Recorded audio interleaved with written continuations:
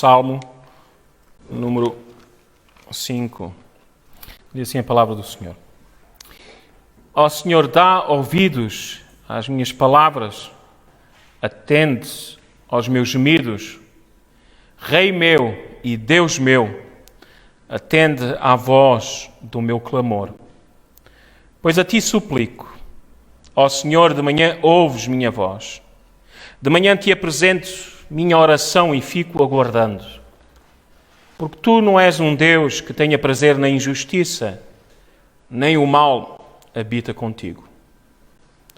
Os arrogantes não permanecerão na tua presença. Detestas todos os que praticam a maldade. Destróis os que proferem mentiras. O Senhor repudia o assassino e o fraudulento. Mas eu, pela grandeza do teu amor, entrarei em tua casa e em temor me inclinarei para o teu santo templo.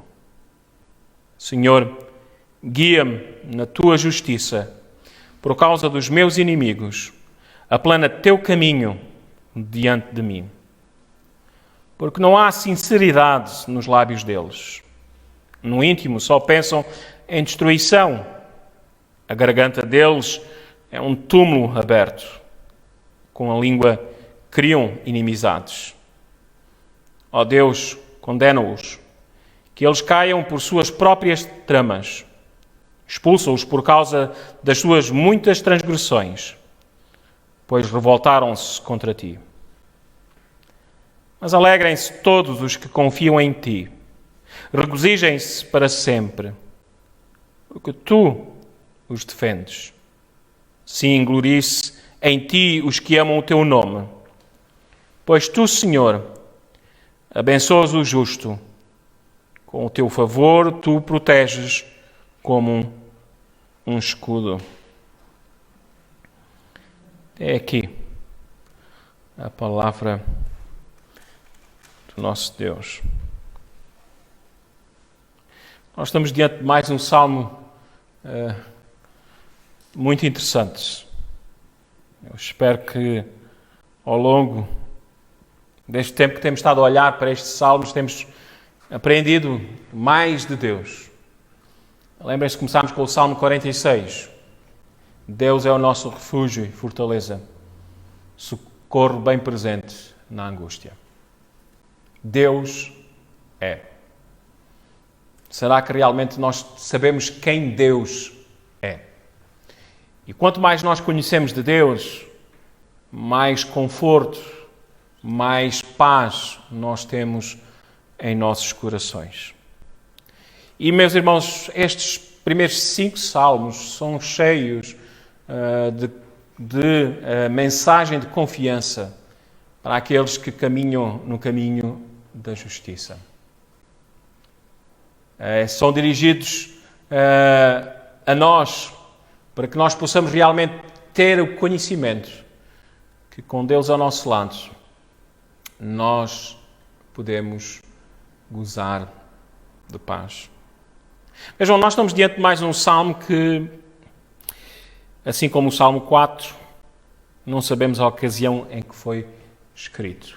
Mais uma vez, há entre aqueles que comentam fazem comentários deste salmo, há uma certa divisão entre um grupo de pessoas e outro. Alguns estão a favor que este salmo continua a lidar com a perseguição de Absalão para com o seu pai Davi, e outros comentaristas dizem que foi durante então a perseguição de Saul a Davi. E é bom nós termos em consideração isto. E eu espero que nós possamos ter aprendido com o capítulo anterior. Embora não sabemos as circunstâncias em que foi escrito este salmo, ele contém grandes lições para a nossa vida, como lidarmos com as dificuldades que podem aparecer na nossa vida. É-nos dada aqui uma diversidade de coisas e nós olharmos para elas, nós conseguimos compreender que estarmos ao lado do Senhor é a melhor posição que nós podemos tomar. Hoje nós vamos estar a lidar e a aprender como reagir, como lidar diante da opressão ou diante da crítica. Então vamos olhar então para o Salmo e vamos começar com estes primeiros 3 versos. Ó Senhor, dá ouvidos às minhas palavras, atende aos meus gemidos.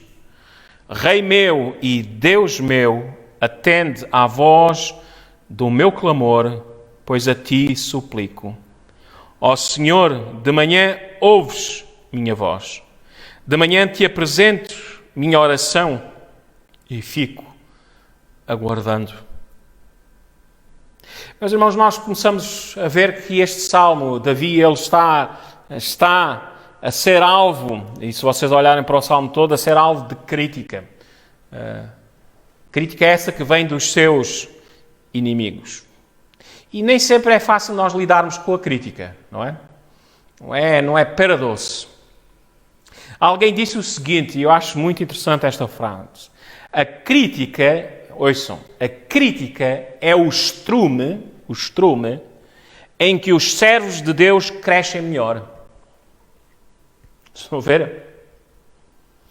A crítica é o estrume em que os servos de Deus crescem melhor. Então, perguntas devem ser lançadas. Será que nós lidamos assim com a crítica? Crescemos melhor no Senhor? Nos mantemos firmes e crescemos mais em Deus? Neste salmo nós vamos ver a atitude do servo Davi. A atitude de Davi diante da crítica. Neste salmo vamos também ver a atitude dos inimigos de Davi contra ele. Vejam, os inimigos de Davi não eram bons homens. Vejam, há aqui uma passagem que nós vamos relembrar lá em Romanos capítulo 3, quando Paulo está a descrever a natureza pecaminosa do homem. No verso 9, Davi diz, porque não há sinceridade nos lábios deles. No íntimo só pensam em destruição, a garganta deles é um túmulo aberto. Com a língua criam inimizades. Estes eram os inimigos de Davi. Se nós formos lá então lá para Romanos capítulo 3, apenas para lembrarmos disso. Romanos capítulo 3.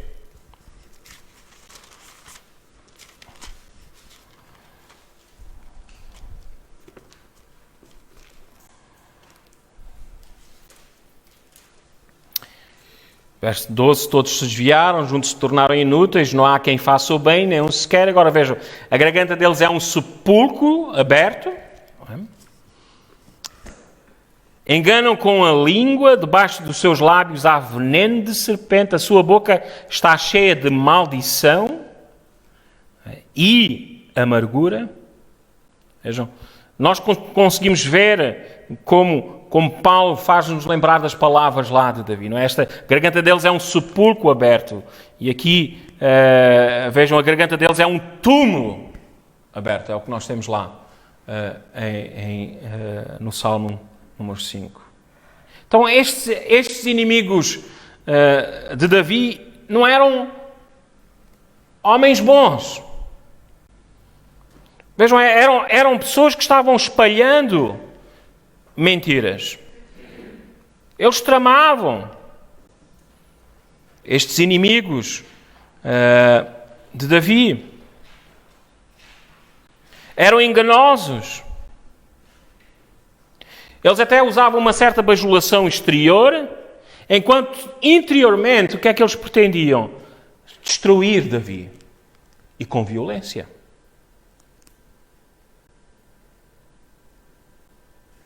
Vejam, Davi dirige-se ao Senhor dizendo, destrói os que proferem mentira, o Senhor repudia o assassino e o fraudulento. Vejam, esta era a natureza dos inimigos de Davi.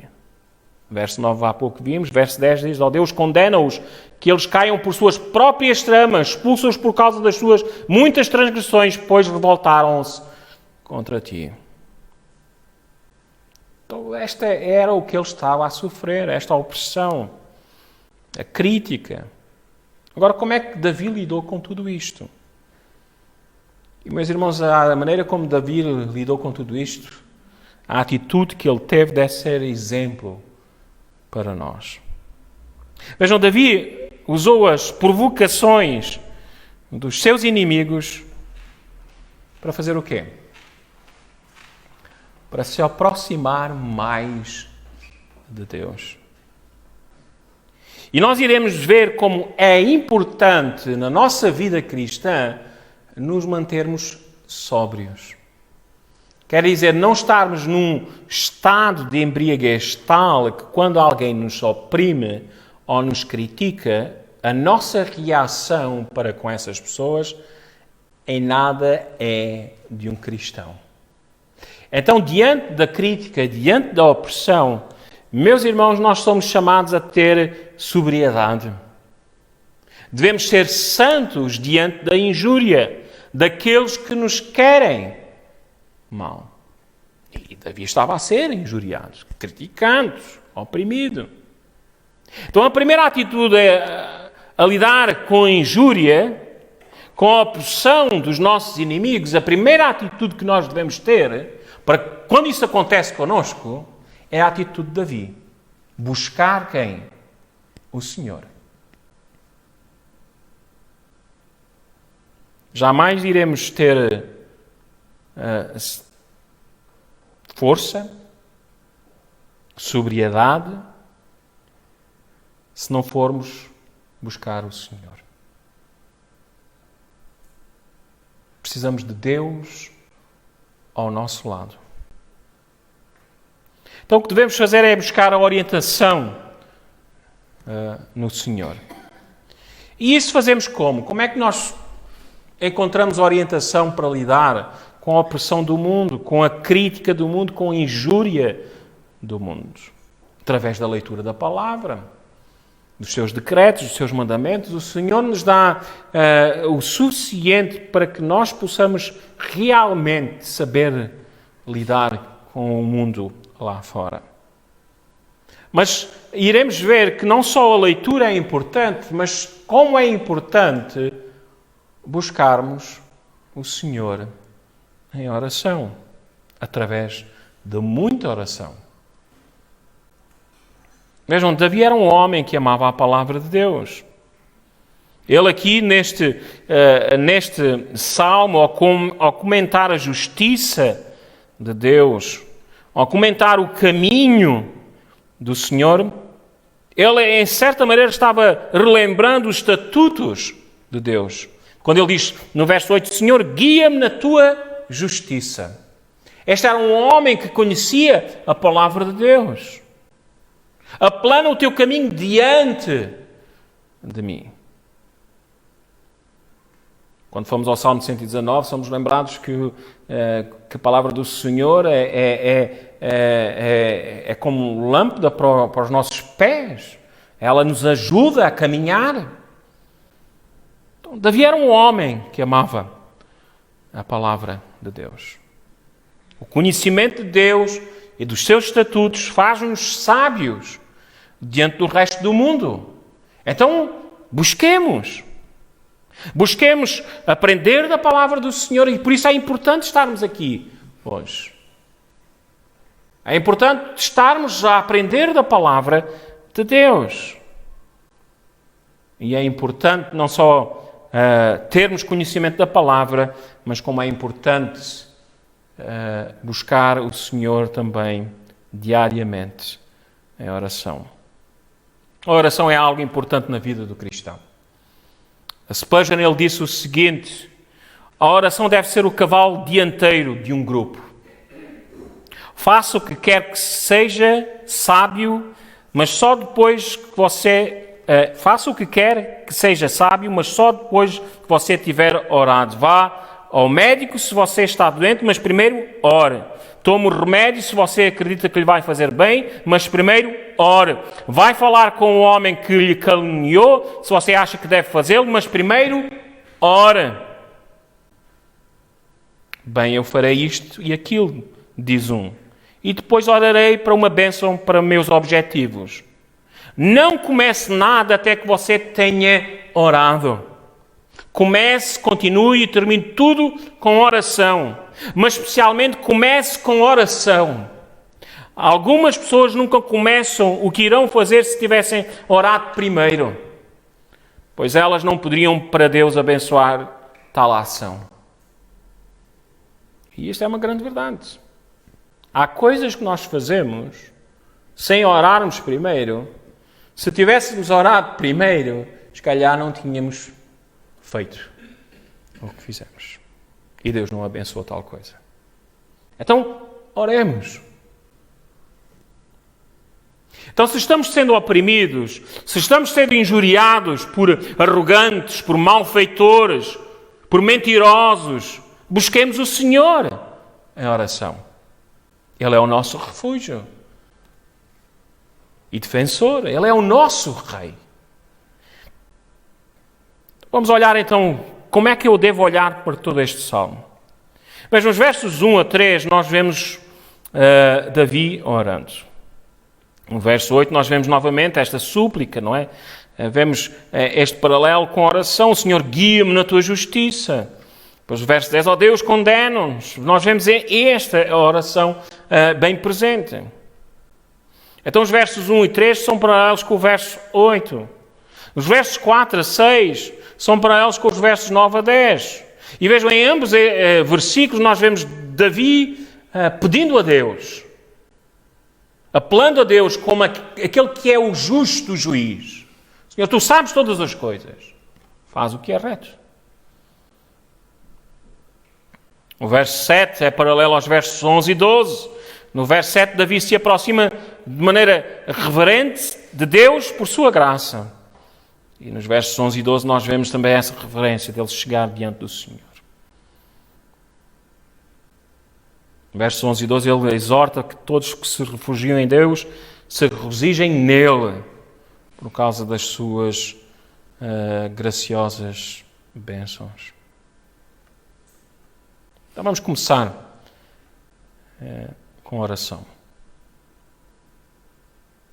Veja, quando estás sendo caluniado, injuriado, oprimido, busca ao Senhor com oração. Quando estás sob ataque, refugia-te no Senhor através da oração. Normalmente, quando nós somos injuriados, qual é a nossa atitude? Quando somos injuriados e criticados, somos rápidos a quem? A atacar. A dar a resposta logo de seguida. Temos a resposta logo na ponta da língua. Acho que todos nós nos identificamos com isso. A verdade é que a natureza humana, pecaminosa, é vingativa. O pecado é vingativo. Então fizeste-me, logo há de pagar. O pecado gosta de retaliar com a mesma moeda. Ou com a mesma moeda ou com uma moeda maior. Fizeste assim, o que vai acontecer ainda vai ser pior. Não é? Mas, meus irmãos, não é isso que o cristão faz. O Filho de Deus não age assim.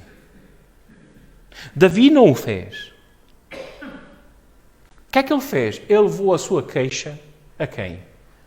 Ao Senhor. Em oração. Stephen Cole, ele fala em 4 pontos muito interessantes e nós vamos estar a desenvolvê-los. Ele diz que ele vai nesta queixa ao Senhor em oração honesta, pessoal, persistente e expectante. São estas atitudes que ele vê aqui em Davi. E eu gostaria de desenvolver um pouco essas atitudes. Vejam, então, os versos 1 a 2, orando honestamente. Ó Senhor, dá ouvidos às minhas palavras, atende aos meus gemidos, Rei meu e Deus meu, atenda à voz do meu clamor, pois a Ti suplico. Vejam, aqui está os gemidos, não é? Há aqui os gemidos e clamor de um homem honesto. Um homem em grande necessidade. Agora, é muito interessante a palavra gemido aqui. Nós encontramos a palavra gemido Também no Salmo 39, verso 3. Alguém pode ler? 39, verso 3.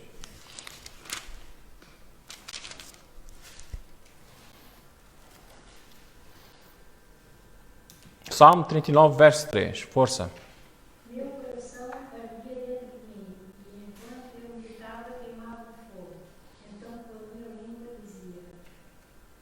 Então, onde é que está a palavra gemido?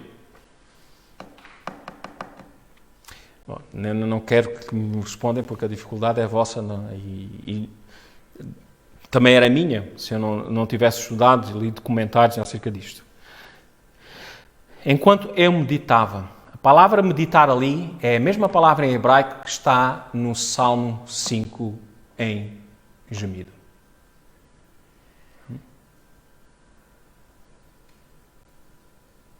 Ele meditava. Vejam, quando nós meditamos, normalmente meditamos para nós, não é? Fica cá no nosso pensamento, na nossa cabeça. E vejam, dentro de si próprio, Davi, ele estava quem? Gemendo. Meditando nas dificuldades que estava a viver, nestas injúrias, nestas opressões, destes seus inimigos. E aqui está um servo de Deus, no silêncio da sua oração, gemendo ao Senhor. Vejam, o seu queixume não foi para os que rodeavam. Não houve a regateirice, não é? De dizer, isto e tal, não. Ele vai e está só com o Senhor e é ao Senhor que ele se queixa. Ele nem se expõe àqueles que viviam consigo. Ele voltou-se para Deus, no silêncio da sua oração, e gemeu diante dele, diante do Senhor. E aqui vemos uma coisa tremenda da parte de Davi. Como Davi dependia totalmente de Deus. Aqui estava um homem dependente de Deus. Ele curva-se diante de Deus. O que é que ele diz? Rei meu e Deus meu. Aqui está um rei humano, vazio de toda a sua glória, vazio de todo o seu poder diante do Rei dos Reis. E estava ali buscando por sabedoria, buscando por orientação e livramento. Veja o quão importante é a oração na vida de todos os cristãos, sejam eles super cristãos, sejam eles quem forem. Todo o Filho de Deus deve buscar o Pai. Se todos os homens fossem como Davi, não é? Aqui está o rei, era o ministro, era o presidente, era a autoridade em Israel. Se os poderosos dobrassem seus joelhos diante de Deus em oração, o mundo seria um lugar mais agradável de viver. E hoje muita gente está dobrando o joelho diante da morte de um homem, mas é só dobrar o joelho. Mais nada. E não dobram o joelho diante de Deus. Porquê? Por causa da natureza do homem. O orgulho, o pecado, faz com que se afastem daqueles que unicamente os pode salvar.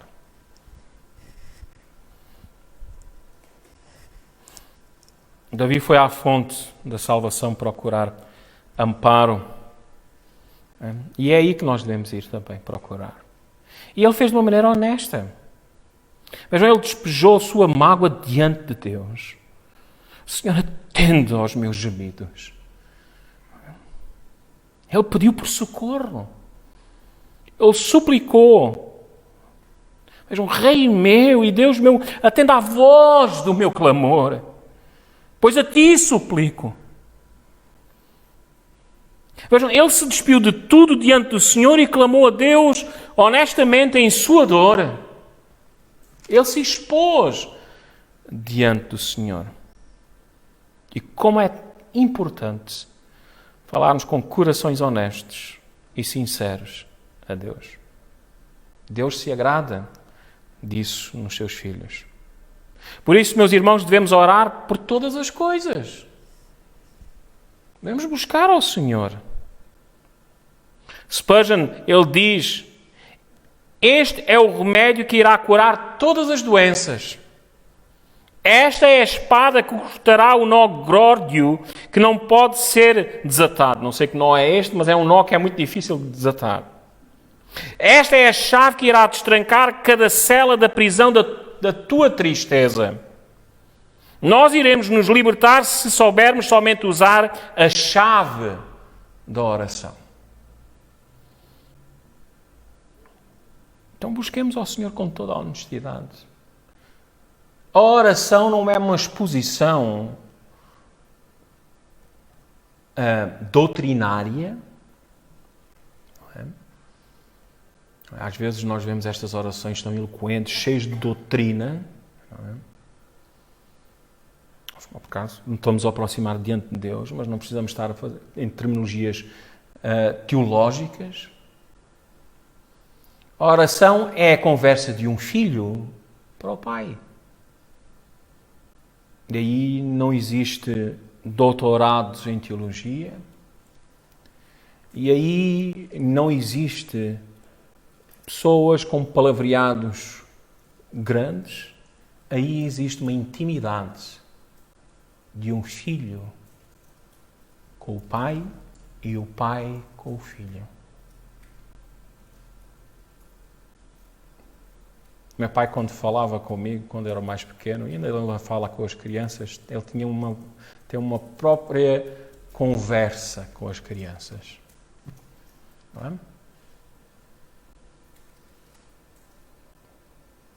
Sim, ele diz: entrarei em tua casa em temor, me inclinarei perante o teu santo templo.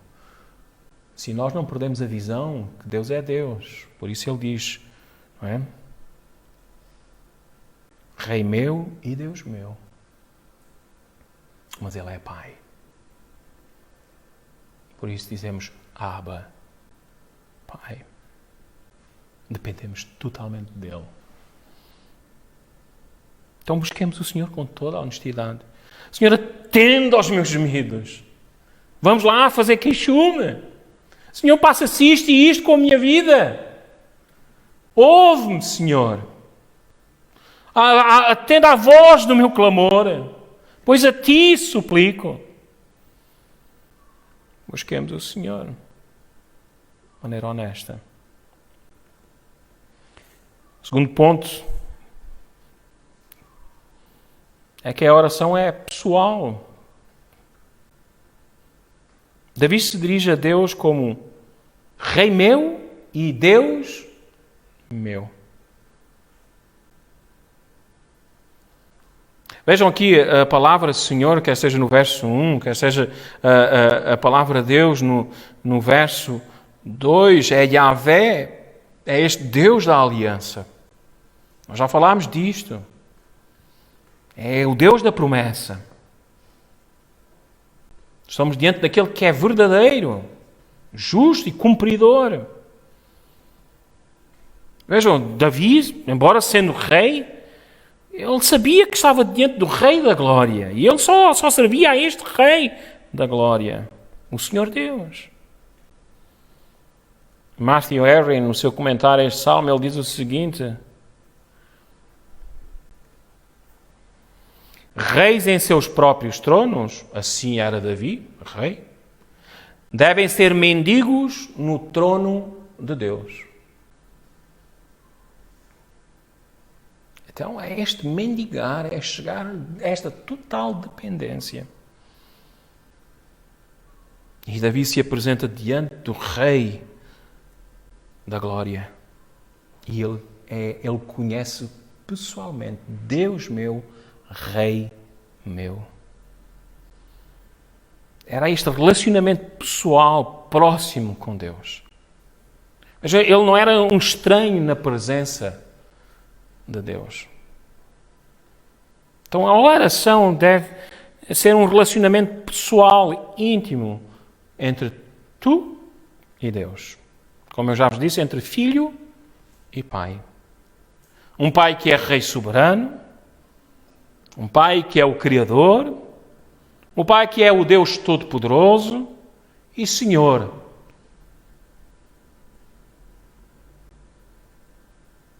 Ele é o nosso Rei, o meu Rei, o Senhor da minha vida.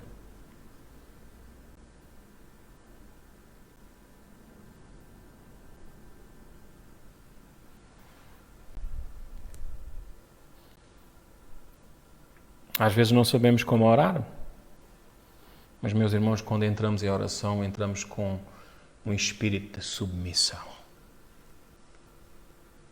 Aí deve estarem todos os filhos de Deus, totalmente dependentes de Deus. Devemos conhecê-lo como nosso Senhor, como nosso Salvador. E, meus irmãos, nós podemos entrar em sua presença através de Jesus Cristo. Isso foi feito possível. Então, Rei meu e Deus meu. Então, vejam, Davi, ele orou honestamente, ele fez de uma maneira pessoal e, vejam, ele também fez de uma maneira persistente.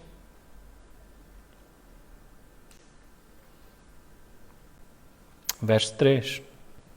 Ó Senhor, de manhã ouves a minha voz. E depois ele repete novamente. De manhã te apresento minha oração. E fico aguardando. Dá aqui a entender que ele começa o dia buscando o Senhor. E este mencionar 2 vezes esta manhã é algo que é constante na vida dele. Mas, irmãos, ao começarmos o dia, nós estamos diante de um campo de batalha. É ou não é? Talvez não te apercebas disso, mas estamos diante de um campo de batalha. A batalha às vezes começa logo em casa, não é? Diante dos nossos familiares. E depois passa também para fora das nossas portas, quer seja no contexto do trabalho, quer seja nas nossas amizades. Então, antes de começarmos e entrarmos nesta batalha, devemos buscar o Senhor em oração.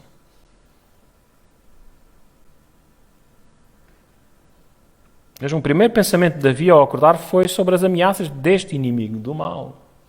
Estes que praticam o mal. Parece quase uma contradição daquilo que já vimos de Davi, não é? Lembrem-se.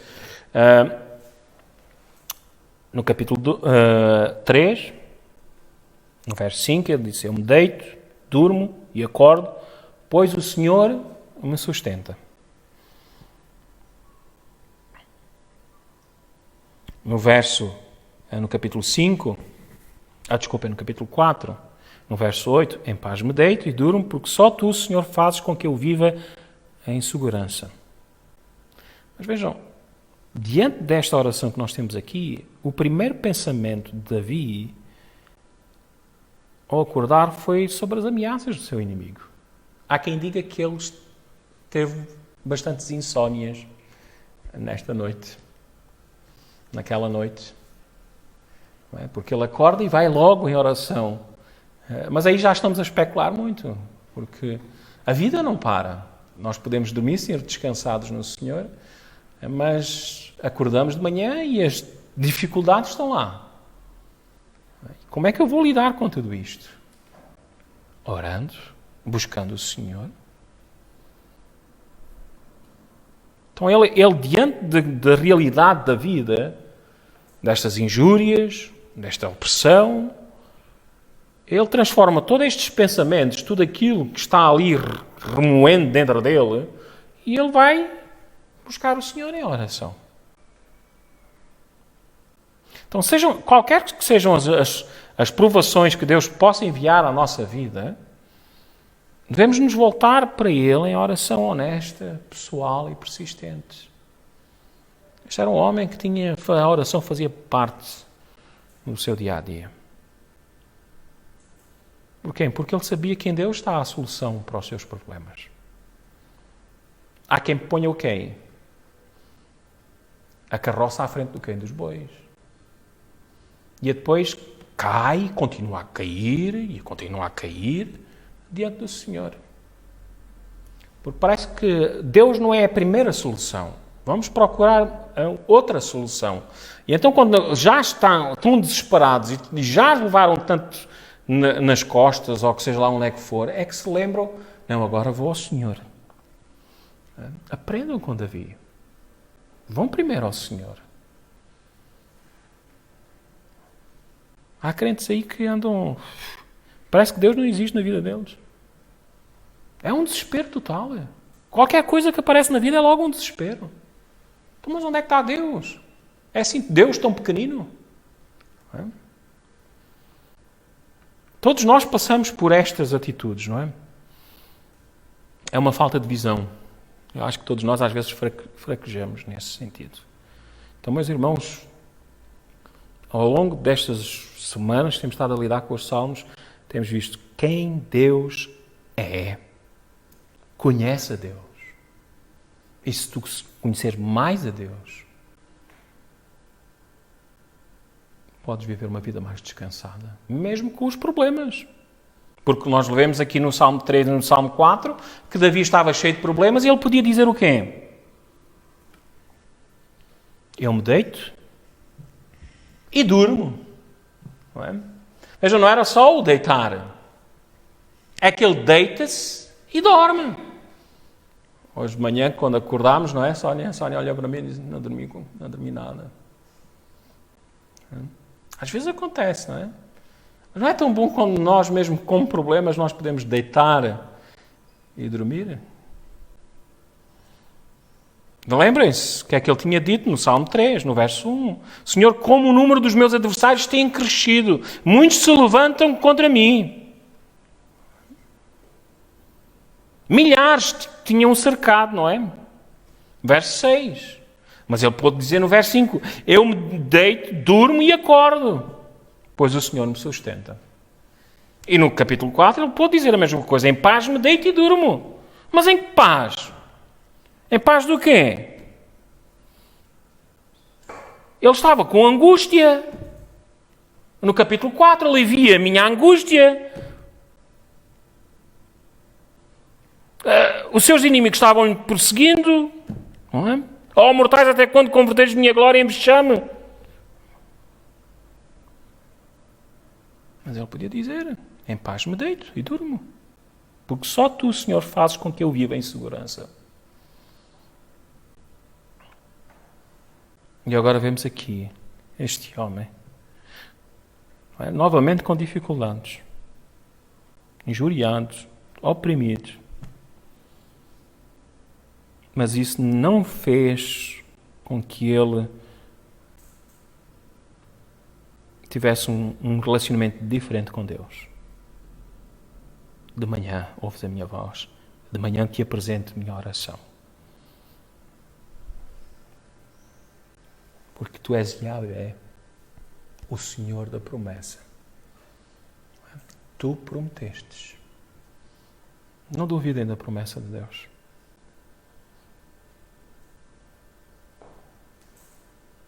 Então orem honestamente, pessoalmente, persistentemente e expectantes. Vejam, ele diz, e fico aguardando. Verso 3, o Senhor, de manhã ouves a minha voz, de manhã te apresento a minha oração e fico aguardando. Não é interessante? Vocês repararam que até aqui já o que é que ele fez? Ele começa a oração com gemidos. Ele diz que ora todos os dias de manhã e ele já está aguardando. Eu fico aguardando. Então, hoje eu orei, Senhor, olha, atenda aos meus gemidos, à voz do meu clamor, de manhã. E fico aguardando. Passa o dia, amanhã, passa a tarde, chega à noite, e nada. De manhã, nós vemos este homem logo de manhã outra vez, orando, e fico quem? Aguardando.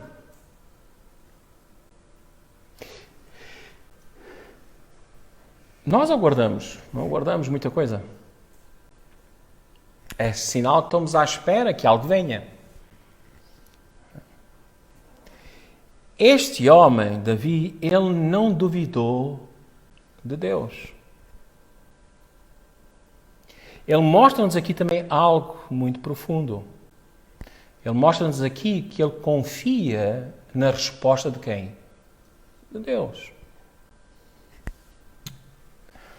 Amanhã passa, a tarde passa, a noite passa, um dia. Mais outro dia, amanhã começa, a tarde passa, a noite passa, 2 dias. Não, já chega. É a altura de eu tomar iniciativa. De eu fazer as coisas à minha maneira. Davi disse, eu fico aguardando. Lembrem-se que a vingança não é nossa, a vingança é de quem? É de Deus. O Senhor iria pôr por fim, por terra, os inimigos de Davi. Nós conhecemos algumas passagens e esta é uma delas bem conhecida, não é? Isaías 40. É? Quem é que sabe dizer de coração? Isaías 40, 31.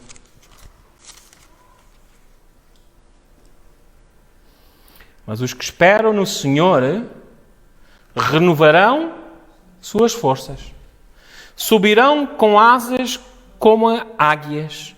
Correrão e não se cansarão. Andarão e não se fatigarão. Os que esperam no Senhor. Vejam, mais à frente, no Salmo 37,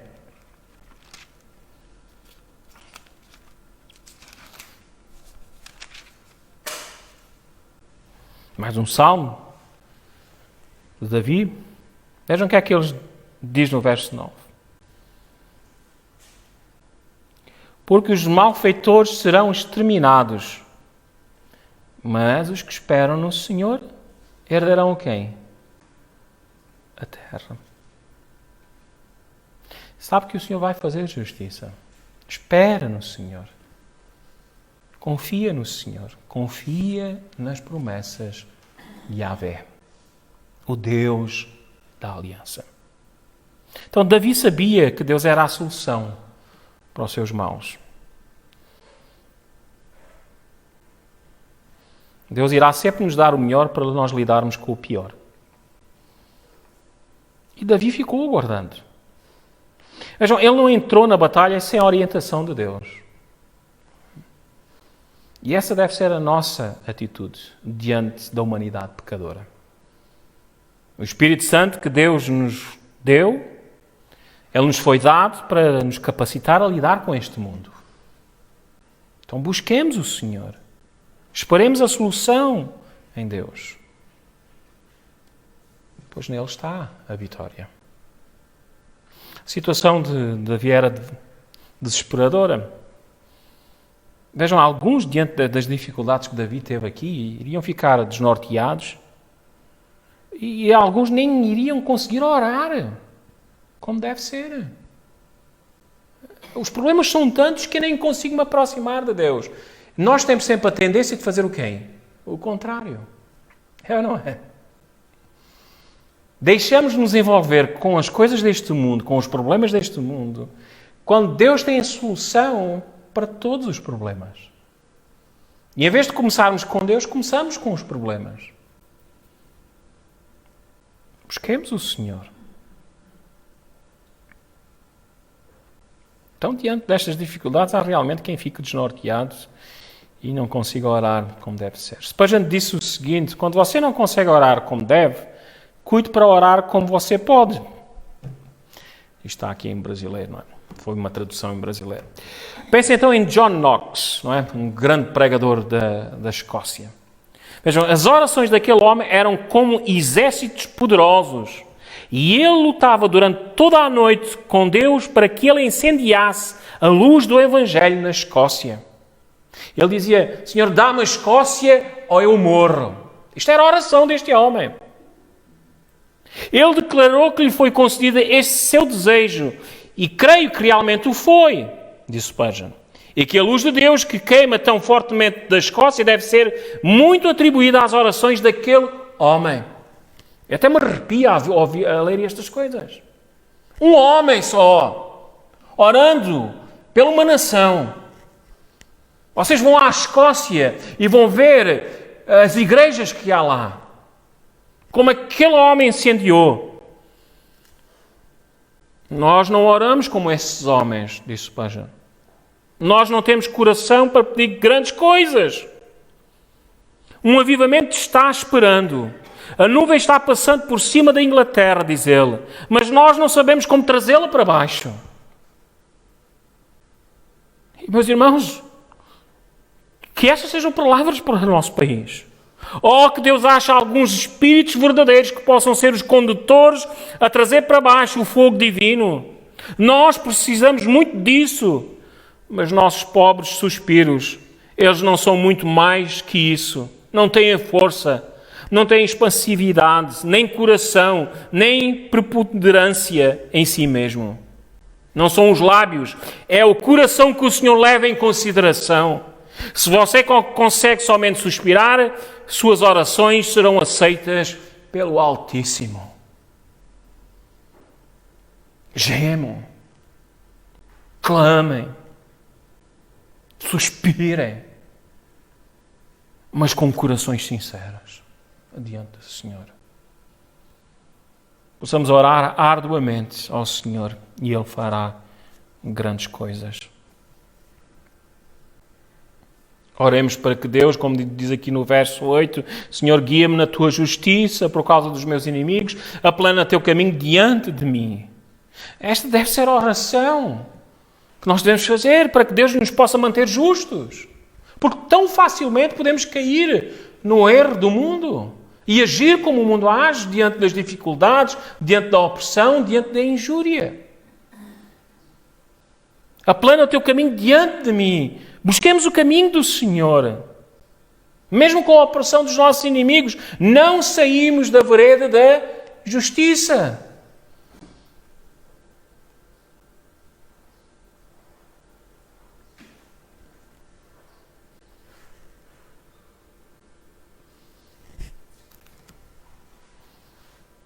E aqui está a oração de Davi.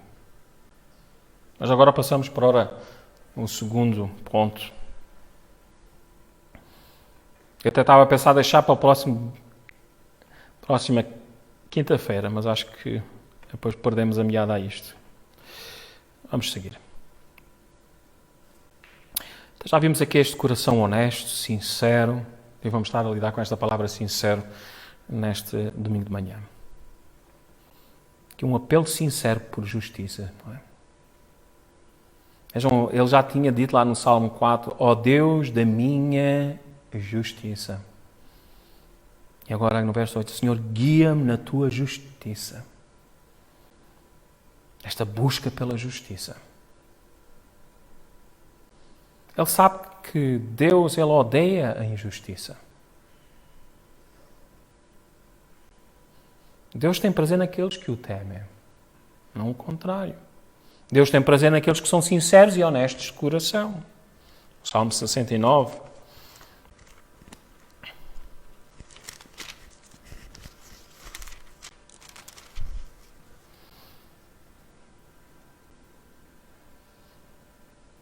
Louvarei o nome de Deus com um canto, e o verso 30, e o engrandecerei com ações de graça. Isso agradará mais o Senhor do que um boi ou um novilho com chifres e cascos. O Senhor quer honestidade. Há pessoas que tentam comprar a Deus. Uns é com o dízimo, Outros é com suas presenças na igreja, mas com corações vazios cá dentro. O Senhor diz lá em Isaías: eu estou farto das vossas solenidades, das vossas festas, de todas essas coisas.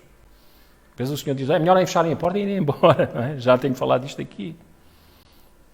O que o Senhor quer, por isso é que o Senhor Jesus Cristo diz à mulher samaritana que o Senhor agora quer quem? Que é aquele que se alegra, aqueles que buscam em espírito e em verdade.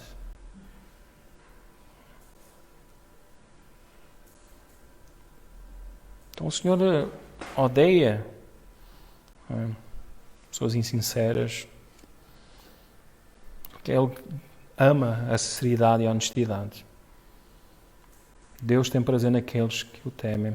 Salmo 147, verso 1, vocês vão ver isso.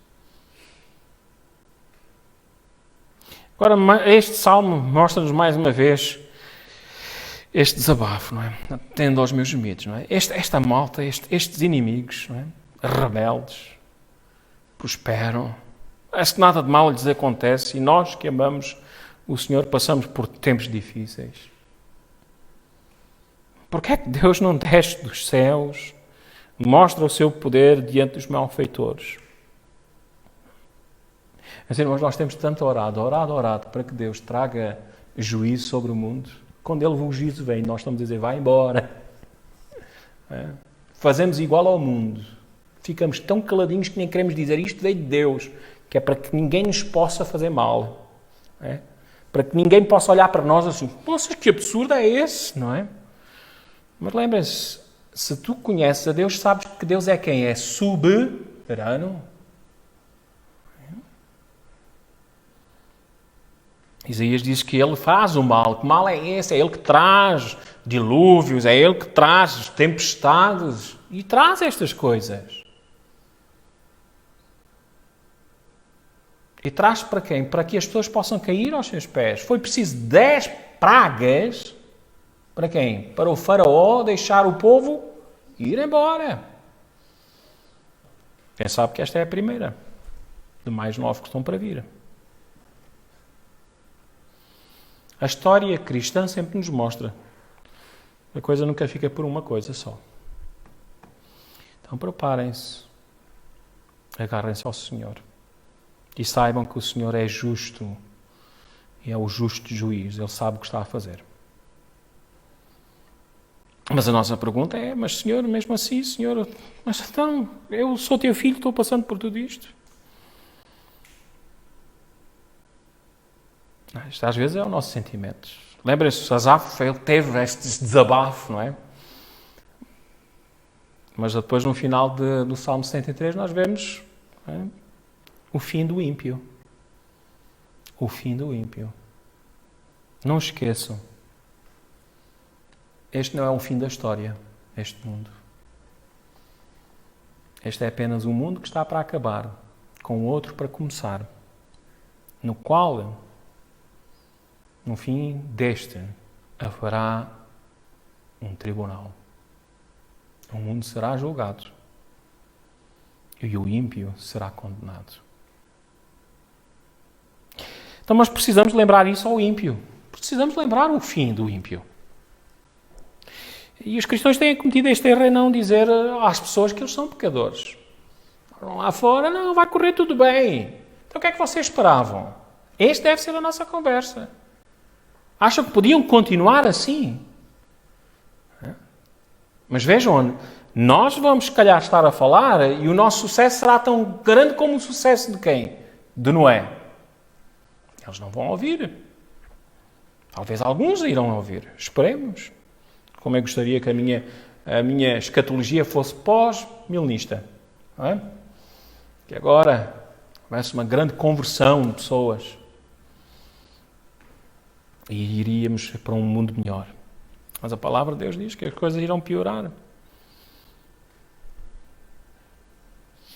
Meus irmãos, as coisas estão más. Dizemos às pessoas o porquê que as coisas estão más. Temos que dizer a esta humanidade pecadora que eles são objeto da ira de Deus. A ira de Deus está sobre toda a impiedade e quem? E injustiça. Não é contra as paredes, não é contra terreno, mas é contra pessoas.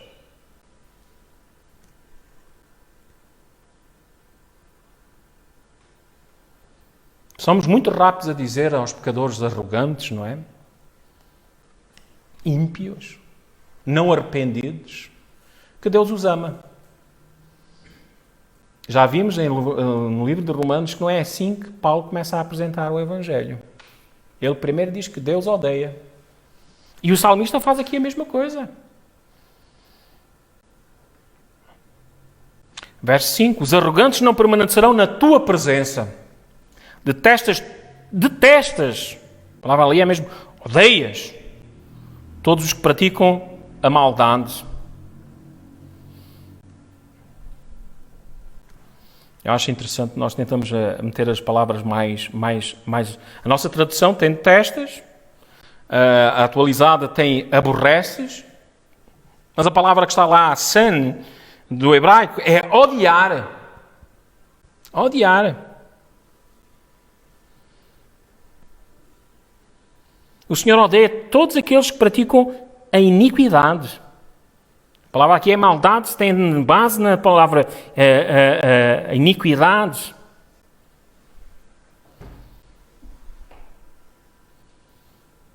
O Senhor odeia todos os que praticam a maldade.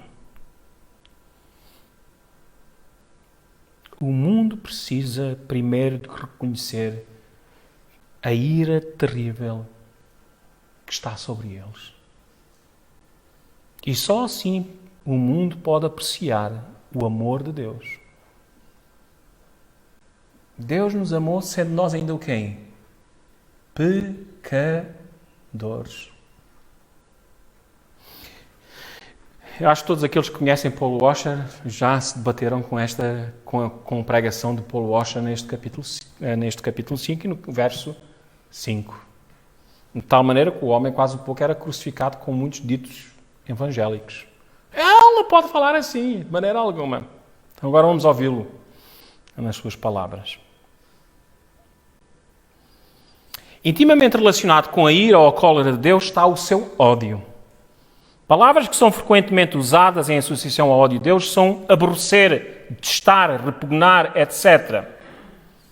Muitos discordam de qualquer ensinamento sobre o ódio de Deus por causa da falsa suposição de que Deus não pode odiar, porque Deus é amor. 1 João 4:8. Enquanto o amor de Deus é uma realidade que vai além da compreensão, é importante observar que o amor de Deus é a própria razão para o seu ódio. Nós não deveríamos dizer Deus é amor e, portanto, Ele não pode odiar. Mas, ao invés disso, Deus é amor e, portanto, Ele deve odiar. Se uma pessoa verdadeiramente ama a vida, reconhece sua santidade e considera todas as crianças como um presente de Deus, então ela deve odiar o quem? O aborto. É impossível amar de uma maneira apaixonada e puramente as crianças e ainda assim ser neutro para com aquilo que destrói dentro do útero. Da mesma maneira, se Deus ama com maior intensidade tudo o que é reto e bom, então Ele deve com igual intensidade odiar tudo o que é perverso e mau. As Escrituras nos ensinam que Deus não apenas odeia o pecado, mas seu ódio é direcionado para aqueles que praticam o pecado. Esta passagem nos fala disso. Fomos ensinados que Deus ama o pecador e odeia o pecado. Mas tal ensinamento é uma negação das Escrituras que claramente declaram que Deus não apenas odeia a iniquidade, mas que Ele odeia todo aquele que pratica a iniquidade. É por isso que temos aqui o verso. Detestas, não é? A palavra lá é odiar. Todos os que praticam a maldade. A palavra lá é iniquidade. Então devemos entender que é impossível separar o pecado do pecador. Deus não pune o pecado. Não. Deus pune quem? O pecador. Não é o pecado que é condenado ao inferno, mas o homem que o pratica. Então os versos 5 e 10 são bastante diretos para com o pecador. Os arrogantes não permanecerão na tua presença. Detesta todos os que praticam a maldade. Verso 10. Ó Deus, condena-os, que eles caiam por suas próprias tramas, expulsa-os por causa das suas muitas transgressões, pois revoltaram-se contra ti. Paulo Washer continua e diz o seguinte: o Salmo 5.5 não é uma negação de João 3.16, porque Deus é amor, ou Mateus 5.44-45. Ainda que a ira de Deus permaneça sobre o pecador, ainda que ele se ire contra o perverso todo o dia, ainda que ele odeie todo aquele que pratica a iniquidade, seu amor é de tal natureza que ele é capaz de amar aqueles que são o próprio objeto do seu ódio e de trabalhar em favor deles para a sua salvação. Ainda que Deus seja longânimo para com aqueles que são objeto do seu ódio e lhes estenda a oferta da salvação, haverá um tempo que ele retirará sua oferta e a reconciliação não será mais possível. Os homens pecaminosos deveriam considerar esta verdade com temor e tremor. Precisamos de falar ao mundo das coisas que são diretamente. Devemos falar ao mundo o que é verdadeiro. Esta psicologia de não apresentar as coisas como elas são não resulta. Lembra-se que é a verdade que nos libertará. O Evangelho é o poder de Deus para a salvação.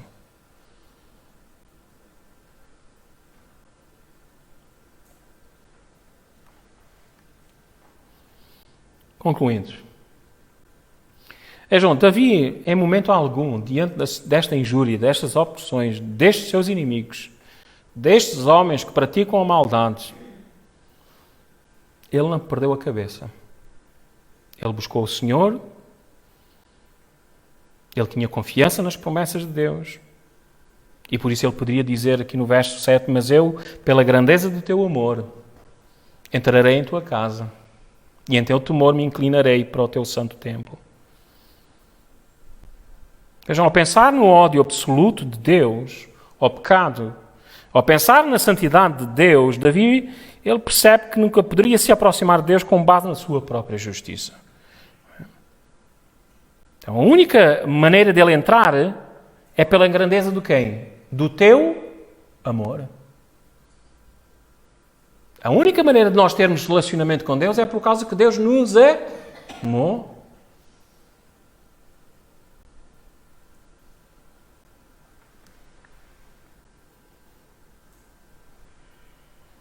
E, meus irmãos, isso é para todos nós. Alegrem-se, verso 11, todos os que confiam em ti. Regozijem-se para sempre, porque tu os defendes. Gloriem-se em ti os que amam o teu nome, pois tu, Senhor, abençoas o justo, com o teu favor tu o proteges como um escudo. Eles estavam tentando apanhá-lo, pegá-lo, destruí-lo. Mas Davi encontra refúgio no Senhor. E vejam, ele está alegre, cheio de alegria no Senhor. Esse é o nosso dever. Termos a alegria no Senhor. Possamos estar satisfeitos nele. Confiantes nele. Vejam como é que ele termina. Pois tu, Senhor, abençoas o justo. Com o teu favor tu o proteges com um escudo. Então ele diz aqui a todos os filhos de Deus que podem ser alegres, mesmo quando estão sob ataque. Regozijem-se sempre, porque tu os defendes. Com o favor de Deus, estamos protegidos com o seu escudo. Aqui está um homem com uma fé solidificada. Um homem de oração, um homem de fé. Os irmãos, a oração que temos diante de nós e aquilo que já aprendemos é uma clara demonstração de um coração que anseia por Deus, que busca a Deus, que confia em Deus. E eu quero terminar, mais uma vez, falando de Spurgeon. Estes comentários que eu tenho tirado aqui de Spurgeon não é sobre este Salmo 5, mas é sobre um tema que ele falou, sobre a oração. Ele disse: A religião que não é sustentada pela oração em secreto é uma mentira. Uma religião que não cresce através da oração em secreto é somente orgulho. Esta religião não é verdadeiramente construída pelas mãos de Deus. Não, meu jovem. Se você buscar ingressar em uma igreja, ser batizado, vir à mesa da comunhão, e enquanto isso você não ora, sua religião não passa de uma estrutura sem base e inútil que logo irá desaparecer. Nós tínhamos muitos homens, os quais eu os tinha visto e conhecido em épocas diferentes, e que poderiam falar muito fluentemente e trabalhavam no serviço de Deus por um tempo. Mas o grande problema com eles era que eles não viviam para o Senhor em secreto. Se assim é com qualquer um de vocês, tua religião deve ser construída com muita arrogância, com uma torre alta, mas que rapidamente virá abaixo, pois as fundações foram mal colocadas. Você deve orar ou irá desfalecer. Vejam, se Davi não orasse, ele seria um homem sem orientação, sem rumo. Ele começa desta maneira e é assim que nós vamos terminar. Ó Senhor, dá ouvidos às minhas palavras.